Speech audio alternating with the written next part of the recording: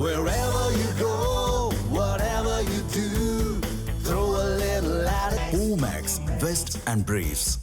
சீனாவின் தென் பகுதியில் அமைந்திருக்கும் தென் சீன கடல் வழியாக சர்வதேச அளவில் ஆண்டுதோறும் 1/3 கடல் வழி வர்த்தகம் நடைபெறுகிறது.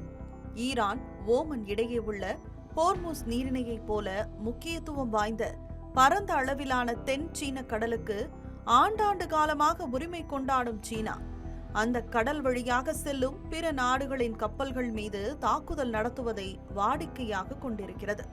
இது மட்டுமின்றி தென் சீன கடலில் தனது ரோந்து கப்பல்களை அனுப்பி உளவு பார்ப்பது, கடற்படை வீரர்களுக்கு பயிற்சி அளிப்பது என இந்த பிராந்தியத்தை எப்போதும் பதற்றத்திலேயே சீனா வைத்திருக்கிறது. குறிப்பாக தென் சீன கடல் வழியாக சென்ற பிலிப்பைன்ஸ், வியட்நாம், புருனே உள்ளிட்ட நாடுகளின் கப்பல்களை சீனா தாக்கியதால் பல ஆண்டுகளாகவே இந்த பிராந்தியத்தில் பதற்றமான சூழல் நிலவியது.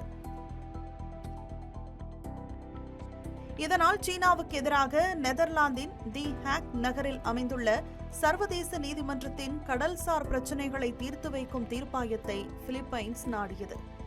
இந்த வழக்கில் கடந்த 2016ஆம் ஆண்டு தீர்ப்பளித்த தீர்ப்பாயம் தென் சீன கடலுக்கு வரலாற்று ரீதியாகவே சீனா உரிமை கொண்டாட முடியாது என தீர்ப்பளித்தது. ஆனால் சர்வதேச மத்தியஸ்த தீர்ப்பாயத்தின் உத்தரவை ஏற்க மறுத்த சீனா இந்த உத்தரவு செல்லுபடியாகாது என்றும் தென் சீன கடல் மீதான தங்களது ஆதிக்கத்தை யாராலும் அசைக்க முடியாது என்றும் திட்டவட்டமாக தெரிவித்து வருகிறது. சீனாவின் வெளியுறவு அமைச்சகமோ இன்னும் ஒருபடி மேலே போய் சர்வதேச தீர்ப்பாயத்தின் இந்த உத்தரவு வெற்று காகிதம் என எள்ளி நகையாடியது. இந்த தீர்ப்பு வெளியாகி 10 ஆண்டுகள் நிறைவு பெறும் நிலையில் அமெரிக்கா, ஐரோப்பிய யூனியன், ஆஸ்திரேலியா, கனடா, ஜெர்மனி உள்ளிட்ட 13 நாடுகள் சர்வதேச தீர்ப்பாயம் பிறப்பித்த இந்த உத்தரவு வரலாற்று சிறப்பு வாய்ந்தது என கூறியதுடன் அதை சீனா மதித்து நடக்க வேண்டும் என வலியுறுத்தி வருகின்றன. இந்த பட்டியலில் தனது அண்டை நாடான ஜப்பானும் இணைந்தது சீனாவுக்கும் கடும் ஆத்திரத்தை ஏற்படுத்தியது. இதனால் பெய்ஜிங்கில் உள்ள ஜப்பான் தூதரை நேரில் அழைத்து சீனா கண்டனத்தை பதிவு செய்ததுடன் தனது பிராந்திய விவகாரத்தில் ஜப்பான் தேவையில்லாமல் மூக்கை நுழைப்பதாக குற்றம் சாட்டியது. தென் சீன கடலில் சீனாவின் இறையாண்மை ஒருபோதும் மாறிவிடக்கூடாது என கூறியுள்ள சீனா பிற நாடுகளுடன் இணைந்து சீனாவுக்கு எதிரான நிலைப்பாட்டை எடுக்க வேண்டாம் என ஜப்பானுக்கு அறிவுறுத்தியுள்ளது.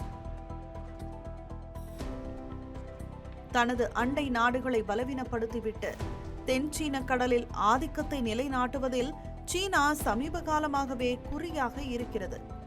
இந்த பிராந்தியத்தில் அமைந்துள்ள இறையாண்மை மிக்க தனி நாடான தைவான் மீது உரிமை கொண்டாடி வரும் சீனா அதை தனது நாட்டின் ஒரு பகுதியாகவே கருதுகிறது.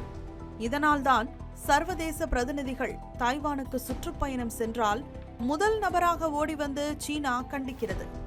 என்னதான் சீனா தொழில்நுட்ப ரீதியாக வளர்ந்த நாடாக இருந்தாலும் அதன் பாதுகாப்புத்துறை அதிநவீன தளவாடங்களை கொண்டிருந்தாலும் பாதுகாப்பு என்று வரும்போது அதன் அஸ்திவாரம் ஆட்டம் காணத்தான் செய்கிறது. தமிழ் ஜனம் சேனலை சப்ஸ்கிரைப் பண்ணாம பார்த்துட்டு இருந்தீங்கன்னா மறக்காம சப்ஸ்கிரைப் பண்ணிடுங்க.